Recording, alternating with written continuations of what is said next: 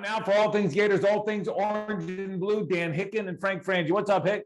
Thank you, Southeast Orthopedic Specialists, for bringing us this podcast, se-ortho.com, for all your orthopedic needs. Nobody better in the Jacksonville area. The season mercifully comes to an end.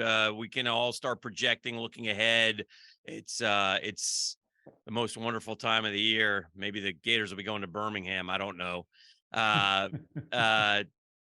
Lost FSU and 6-6. And, you know, if you had told me after the Monday after Utah was a 6-6 team with all these losses to all these rivals, I would have been bummed.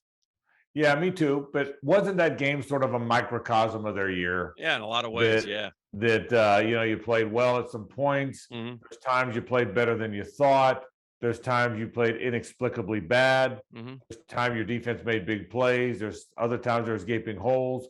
There's times Anthony Richardson put it right on the button. There's other times he threw it 3 rows into the stands when a guy was open. I mean, if you think about it, Dan, everything in that game kind of encapsulates their entire season. Yeah. I said all along, I thought they were a 7-5 talent, and I was one game high. That's who they are. It's a tough. There's a little bit of a conundrum because I know Billy Napier in his post game, he said, "I'm proud of these guys." He made it clear, and he should be. It was 38-24. They were dead, and they fought back and tied the game up. So yes, but you also have to be careful about never wanting to change the expectation level at Florida. And I know Billy wants patience, and I'm fine. That's fine. But it was a disappointing year. I mean, sort of what I expected, but nonetheless, it could be better, and the demand should for it to be better. And he knows that. He knows that going forward, and the offseason will be fascinating. I want to talk a little bit about that in a second, but let's stay on the game. Okay. I think it's real easy to blame Anthony Richardson, and it's fair. I mean, he's not great. I get that. But in the end, they scored 35 against FSU. They scored 35 against Tennessee. What did they score against LSU? Yeah, in the enough, right? Yeah. In the end, the defense was the Achilles heel of this football team, in my opinion. Yeah, no question. I 100% agree with you. Okay. Look, Anthony Richardson never became this year what many of us hoped he would. Right. Heisman candidate. If he was Cam Newton, it would have been a different story for this team, even with as bad a defense as they had, but he wasn't. Correct. And you hit the story. He never became what he wasn't a great player, wasn't a terrible player. He was good at times, and he was great at times and not great other times. But you're right. This team is flawed in so many ways. I said it before. It's a 7-5 roster. And so they're 6-6. All right. So they're one game off the 7-5. I thought they'd beat Vanderbilt. Okay. For the most part, most of us had them around 7-5, and that's pretty much what they were. Mm-hmm. Here's what I will tell you. First of all, the game. FSU's not a whole lot better. I was way off on the game, way off in the game. Everybody, a lot of people smarter than me. Most people I talked to thought it would be a fourth quarter game. I think you probably did too. I'm the big dummy that thought they were going to get rolled. The truth is, if you watch that game, there wasn't much difference. They're about the same team. FSU's quarterback was better, and that's why they won the game. Jordan Travis made winning plays, and Anthony didn't make very many of them. Jordan Travis made amazing plays in that game. And so you could talk about officials or this or that. The bottom line is the two teams are relatively evenly matched, and their quarterback made more good plays than the Florida quarterback did. Here's the only whiny moment I'll give you from the game. As far as the officials, it wasn't a good game for them on either side. And listen, if I go to Tallahassee and I'm an SEC program, I mean, SEC officials, I want you to give me a couple calls, Frankie. I don't want me getting mad at my SEC officials, because next year I'm going to be mad as hell at those ACC officials. So that's all I'm saying. Just kind of lean a little bit towards the Gator, please. Just a lean. Because they didn't do that. No. But I'll say one thing about the officiating, and it didn't cost either team, though. Right, correct. Everybody made a big deal about the face mask, okay? Yeah. Well, even if they'd have called the face mask, that'd have been a bailout. It was 4th and 12. You missed a wide open 3rd and 12, and Odom was by himself on the sideline. So that would have been a lucky bailout if they had a call. They probably should have called it. Yeah. They'd have been a lucky bailout if they had called it. So, but yeah, it wasn't. They didn't lose because of the officials. No. They lost because FSU's quarterback made more plays than theirs, and that's what they did. But so, having said all that, as you look one more thing, Frank, about it's a good point about the quarterbacks, because what surprised me more than anything is a week after getting our ass kicked in the trenches, right, we really kicked FSU's ass in the trenches. I mean, we won that. I bet if you go back and grade out O-line versus D-line, D-line versus O-line, I think we won those. So I don't know if I'd come that far. Yeah. But they certainly didn't get dominated. No. The game was. I mean, we ran the ball down their throats, right. brother. Yeah, and they ran it too. I mean, Benson had yards too. So the bottom line is both teams are about the same. Yeah. That's the truth. Both teams, FSU's got 3 more wins because their quarterback made more plays.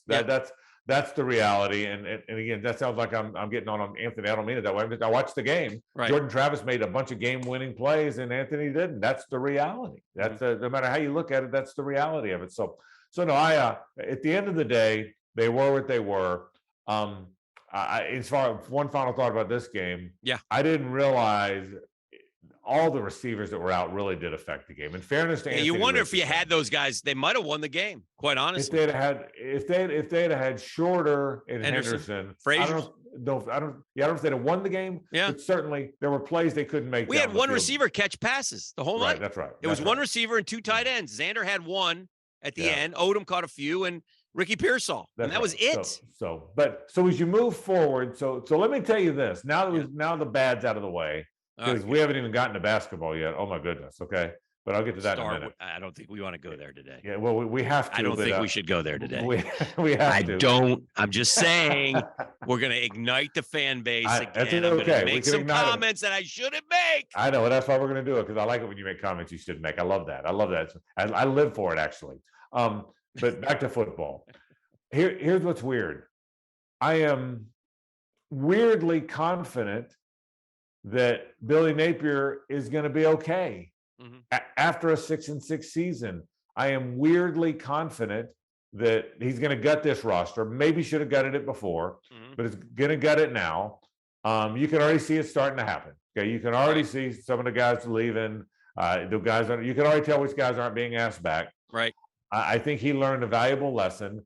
The big question about next year, not going forward. The big question about next year's quarterback. Even if Jaden Rashada makes it in, he's a true freshman. You really do want a portal guy. I know everyone's talking about Sam Hartman, whoever it is. Right. I think you need the portal guy. Sorry about that. I just hit my computer. You did. What's going on over there? Yeah, I just did that. I'm not drinking or anything. Okay. But I think other than quarterback, you got to find the portal guy. I hope it's Hartman, whoever. But I'm weirdly confident that they play hard for him.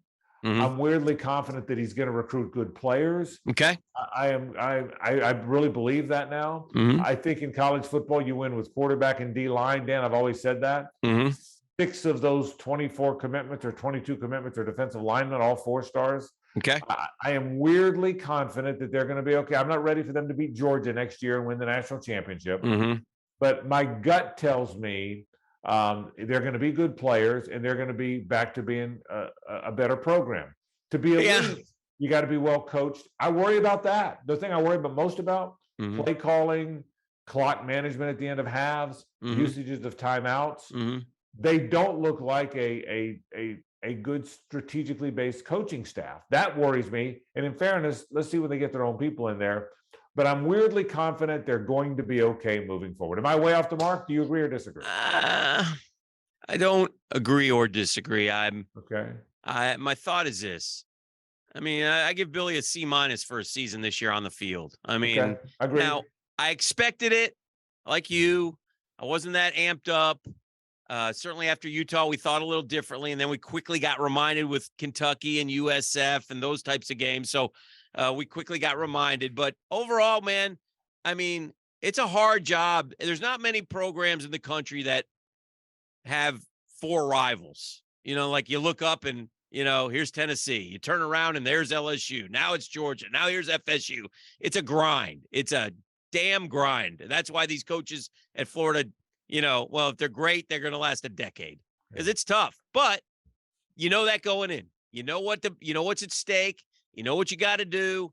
And the guy out at USC did a pretty good job in his first year. Usually the second year, the really good coaches make a difference. I'm not looking for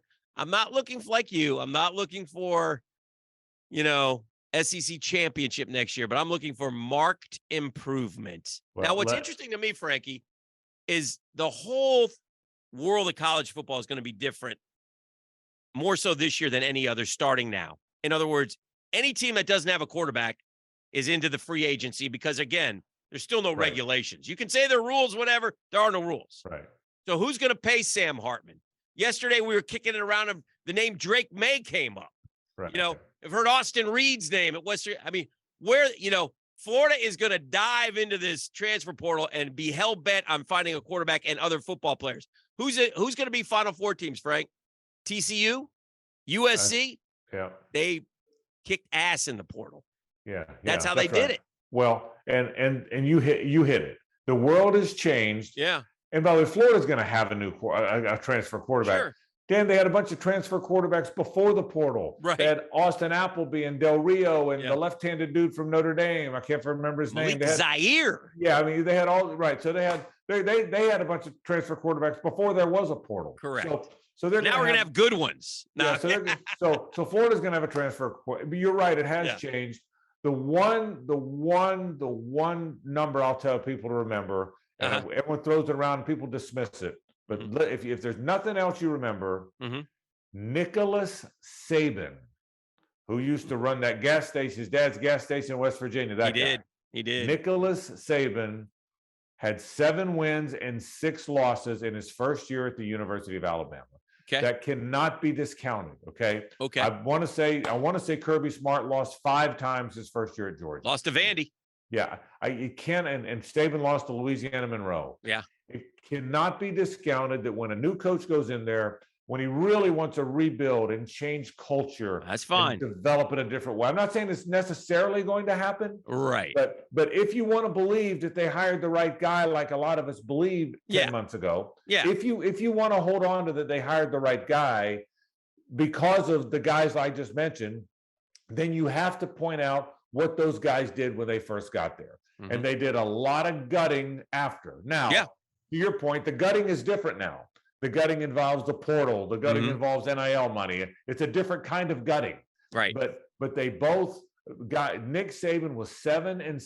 They lost to Louisiana Monroe in his first year. And then me making this comment sounds like I'm necessarily telling you Billy Napier's as good as Nick Saban. I know. I'm not saying that. All I'm saying is if you're going to look at comps and tradition, my gut tells me he's got all that. He's going to do all that. My biggest problem is he a good game day coach? He means well. Is he a good play caller? They weren't very fancy. I'm still appalled at some of the end of some of these halves, Dan. Oh God. Is it because he didn't trust his quarterback or is he just not good at it? Kirby was 8-5 year one, by the way. 8. So he 4-4 in the conference. Yeah. So he lost 5. Saban lost 6 in their. But remember, their second years were really good. Right. And I'm not necessarily saying Napier's going to win 11 next year. What I'm saying is it does take when you get there. Yeah. Okay. When you get 100 years ago, Bobby Bowden was 5-6 in his first year at FSU. And then I think he won 12 games the next 30 years. All right. But his first year at FSU, he was 5-6. No, that's fair. That's fair. And he told the story. He said, I got here. I didn't know what we had. I found out we didn't have very much. And then after being there a year and coaching them for a year and being on campus, and this was in the 70s. Right. After being there for a year, I realized, okay, now I know what we've got to do. And again, there's no way of knowing if Billy Napier will be perfect at doing it, but I'm weirdly confident when it ended that they played everybody hard. They played everybody tough. They were in games with Tennessee, who has a good team. Yeah. The only team they weren't in, they beat Utah, who has a good team. The only team that really rolled them was Georgia, and Georgia's rolling everybody. So I'm weirdly confident that they're going to be okay moving forward. I'm not convinced they're going to be elite moving forward, which is what Georgia and Alabama became. And that's what Florida expects. That's what we all expect. And I hope they're elite. And if they're not, then they're probably going to go bring the next guy in. Right.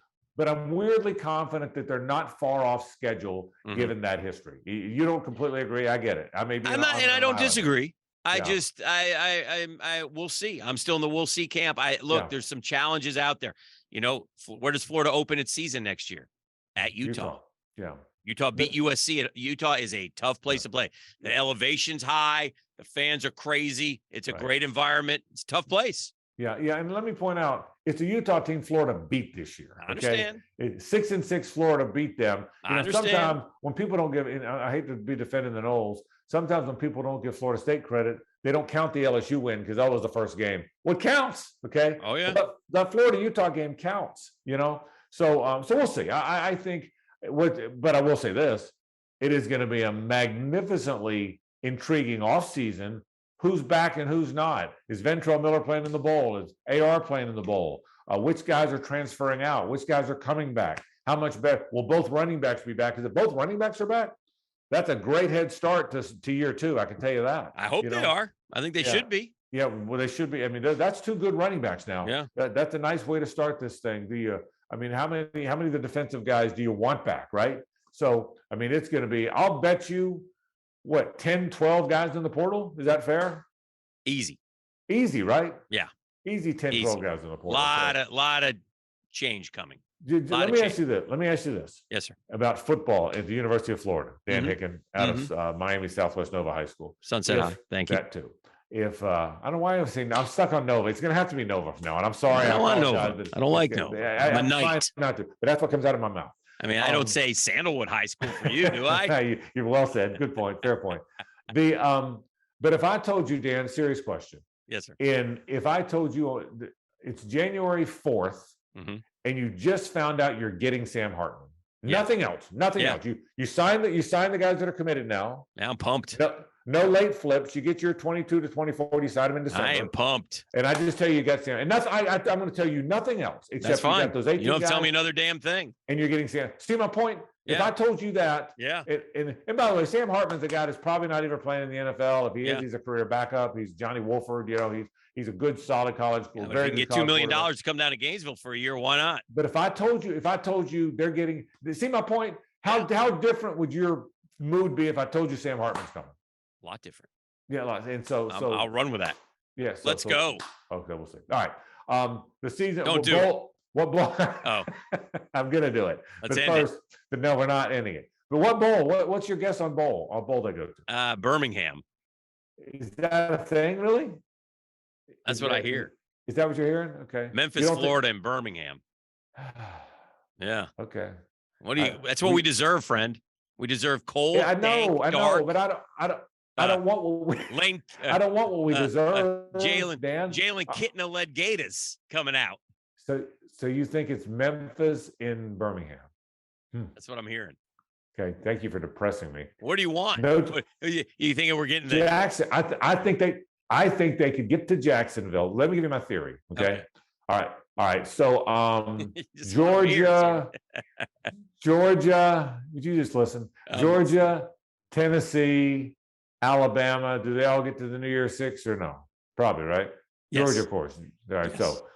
Yes. So then I'm going to place LSU. They lost 3 games. LSU is going to have 4 losses, by the way. Okay. Very Florida-like with Danny Mullen that one year. Yeah. So I'm going to put LSU in Houston. Yeah. They're like, it's an hour that people show up. Okay. South Carolina, I'm pretty convinced is going to the Citrus now. They're the hottest team, and the Citrus gets to pick. So they moved up ahead. They're out of the Tax Slayer Bowl. Yeah, I think they've played their way out of that. Okay. So I think, and the Citrus likes them from what I hear. So then I'm going to take the 2. Just so people understand what Frank hears comes from Greg McGarity, who runs the Tax Slayer Bowl, who he has on his show. And I heard last week, and he had some excellent points, and he mentioned Florida, obviously, because it's all about really geographic location now for these bowls, because more than ever. Yeah. More than ever. And they want fans. Yeah. So I can tell you right now, the Gator Bowl wants either Florida State, South Carolina, Florida, or some combination. I can tell you, if they don't get one of those 3 teams, they're going to be disappointed. All right. I think Cheez-It Bowl is going to take FSU because they picked before the Gator Bowl. South Carolina is going to get up above it. I think South Carolina is going to the Citrus. Well, so then it comes down to the 2 Mississippi schools. Ole Miss. Hell to the no if the SEC does that to us again here in Jacksonville. Yeah, correct. So let Jacksonville take Florida, even though they're 6-6, even though they'd have to take them over some 8-4 teams. Yeah. Let Mississippi State go to Vegas, so the whole Stark Vegas thing can happen. Yeah. Ole Miss goes to Orlando. Yeah. And I think that's my theory. I like that, Frank, and I listened, and that's well said. I just want to throw out this one thing. I covered an Ole Miss team that came to Jacksonville and played in the Gator Bowl, coached by, and make sure I get this right, Frank, help me here, Billy Brewer. Brewer, that's right. That Billy Brewer, was he the coach of Ole Miss one year? Yeah, that's Brewah.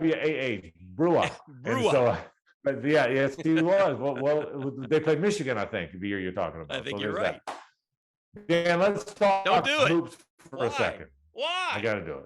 Why don't we 'Cause talk it's a about podcast, the a Gator SEC podcast. champion, They'll be Mary Wise, they'll be- Florida Gator volleyball They'll be team? mad at us. They'll be mad at us if we don't talk about it. They All expect this of us. They expect this of you. That loss last night was their worst loss since 1999. No, Did you realize that? No, I Did did you not. know that? No, I did That not is the know that. worst loss since 1999. What was the final, Frank? They lost by like 28 or something like that. I clicked don't know. that thing off at some quit point. watching. I'm not.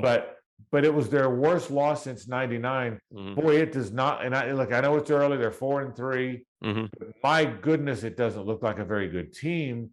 And are you following this Kwesi Reeves stuff at all? Yeah, why is he? What's happened? I don't know. But so Kwesi Reeves, He's not for people playing. that don't know, 6'6" guys, didn't play a lot early on last year. Came on, became one of their best players.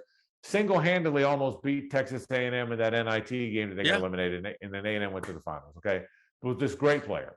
I say great player by Florida standards, pretty good player. 6'6" swingman. Yeah. Everybody thought he'd be one of the better players. Yeah. Season starts, he's the starting small forward. Yeah. Okay. And he plays okay in the first couple games. Not great, not bad, but he plays okay.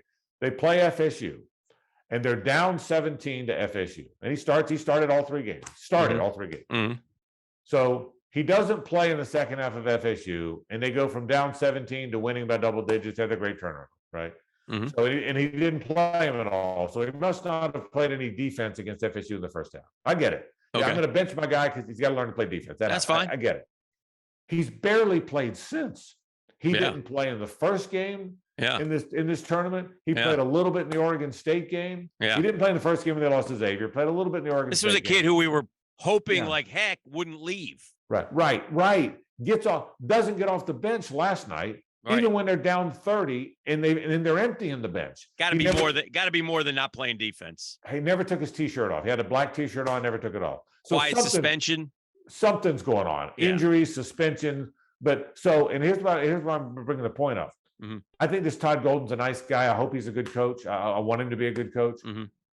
But you need to tell your fans what's going on with Kwesi Reeves. You want your fans to follow your program. Yeah. If it's internal stuff that you can't talk about, I get Say that. it. Most They say come it. out and say, "Listen, Yeah. there's something going on. It's personal. I can't get into it." I would live with that.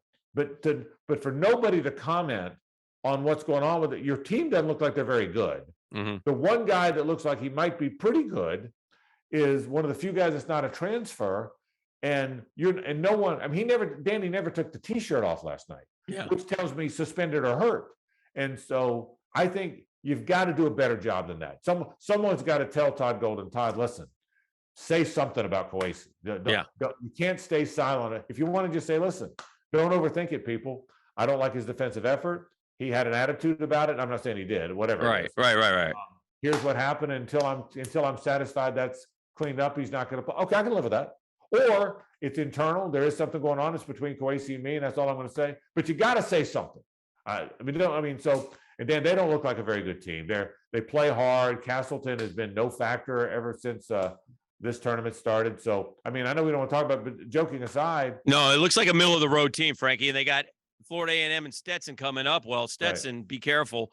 Right. And then they got number 20 UConn. So, and then they jump into, they have Ohio, and then they have Oklahoma. Right. And then they jump into SEC play. And the league's really good this year. Alabama beat Carolina, and Tennessee beat Kansas. Yes, they've already beaten Carolina and Kansas. And oh, by the way, Kentucky's still in the league. And oh, by the way, Auburn's still in the league. Yeah, there's 5 ranked teams in this conference. And I don't know what was your expectation. Going into this year. Look, I'm off the Gator basketball bandwagon just because of the way things have unfolded. But I'm hoping. I want them to win. I watched them in Nayel. I watched the Xavier game and this weekend, and they played okay, played tough, but came up short. And it's way too early to think they're not going to be any good. They've only played 7 games. I'm not trying to be that guy. But you always want to be that 8-1 in your first in through December. 9-2 or whatever. Or you want to have the feeling that you can be competitive in the conference. Yeah. And again, look, I hate to say it, but it's good as the bottom guy looked in the tournament at times. but Bonham and Richard, Dan, there's reasons those guys were at VMI and Belmont and St. Bonaventure. Yeah. There's a reason that Alex Fudge wasn't playing at LSU. There's reasons, and so I just worry. Man, I just worry about them. I love the basketball program. I know you do. We've been spoiled. Billy won titles. They went to 5 Final Fours. Lon Kruger went to a Final Four. Mike White, everybody hated him, but he got to an Elite Eight. 5-2 at Georgia, I think, but hadn't played the competition that Florida has. And by the way, Georgia was terrible last year. Right. You got to understand, Georgia won 1 conference game. They were 1-17. So he's got lots of more wiggle room than here. At least we have some expectation, man. We want to win 20 games a year. Well, what happened? That's a fair expectation. And Mike White, I know everybody hated him. Yeah. But he was going to win his 20. Yes. And he was going to generally get in the tournament. Yes. And so I told people, listen, and again, in fairness to Todd Golden, he just got there. We're giving him plenty of time. It's fine. But I told people Mike White was going to get you your 20 and was going to get you to the tournament. Yeah. Well, that's not good enough. He's mid-major Mike. Okay, but you and I both said and this isn't a Mike White conversation. Right. Let's move on. I hope Todd Golden and whoever coaches there in the coming years, because I've always believed this. I don't think Florida's an elite basketball job. I think it's an elite football job. I think it's an elite baseball job. I don't know the Olympic sports very well, but they certainly are good at all those. But basketball, there's a lot of jobs that are better. I think the Villanova job is better. I think the Georgetown job could be better. I think SEC football, other than Kentucky, SEC basketball programs are as good as the coach, and that's how they are. They're just as good as a coach. Right. And I hope Auburn's done a great job, but Bruce Pearl is making it better, because he's good. Tennessee's not a great job, but Rick Barnes is making it better. Florida won a great job, and they got one of the great coaches of all time in Billy Donovan. So I hope we get there. And again, in fairness to Todd Golden, he just started. And they may win their next 10 and be 14-3 at some point. We'll all be happy. But I just know right now I'm a little concerned watching that game last night. So all right, there you go. That's All Things Gators. Dan Hicken and Frank Fringe. Mary Wise, shout out. Good job, Mary. Thank you, Frank. Thank you, Southeast Orthopedic Specialists, the best in the business, se-ortho.com for all your orthopedic needs. Frank, we're done. Have a good week. See you.